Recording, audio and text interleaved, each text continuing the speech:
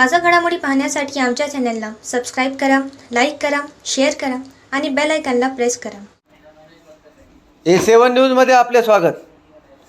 All India Majlise Ittehadul मुस्लिम MIM पक्षाचे प्रमुख खासदार बॅरिस्टर असदुद्दीन ओवैसी यांच्या प्रमुख उपस्थितीत संभाजीनगर येथे पक्षाची बैठक संपन्न झाली. या बैठकीत महाराष्ट्रातील पक्षाचे इच्छुक उमेदवारांच्या मुलाखती विचारविनिमय घेण्यात आले. MIM पक्षाचे प्रदेशाध्यक्ष माजी खासदार इम्तियाज जलील सह महाराष्ट्रातील पक्षाचे प्रमुख नेते या बैठकीमध्ये उपस्थित होते. नूतनच झालेल्या लोकसभा निवडणुकीमध्ये मुस्लिम आणि दलित समाजाने महाविकास आघाडी इंडिया आघाडीला एक गठ्ठा मतदान दिल्यामुळे महाराष्ट्रामध्ये व देशांमध्ये भाजपला रोखण्यासाठी अबकी बार 400 पारचा नारा फेल ठरवीत याचे श्रेय महत्त्वाची भूमिका मुस्लिम आणि दलित मतदारांची आहे.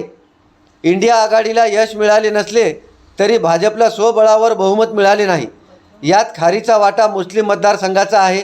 असे असले तरी काँग्रेस, राष्ट्रवादी काँग्रेस, महाविकास आघाडीच्या नेत्यांना फक्त मुस्लिमांची मते पाहिजे, मुस्लिमांचे नेतृत्व नको असे स्पष्ट दिसते. महाराष्ट्रामध्ये झालेल्या विधान परिषदेच्या निवडणुकीमध्ये काँग्रेसने पुन्हा एकदा मुस्लिम नेत्यांना चॉकलेट दिले असे सर्वसामान्य मुस्लिम मतदार कार्यकर्त्यामध्ये बोलले जाते. नांदेड जिल्ह्यातून मुस्लिम आमदार विधान परिषदेवर जाणार अशी जोरदार चर्चा होती. काँग्रेसचे मुख्य प्रमुख नेत्यांनी असे वक्तव्य केले होते, आश्वासनसुद्धा दिले होते. परंतु नेहमीप्रमाणे यंदाही मुस्लिमांच्या हातात भोपळा देण्यात आला. आता नांदेड जिल्ह्यामध्ये मुस्लिम समाज एकवटला आहे.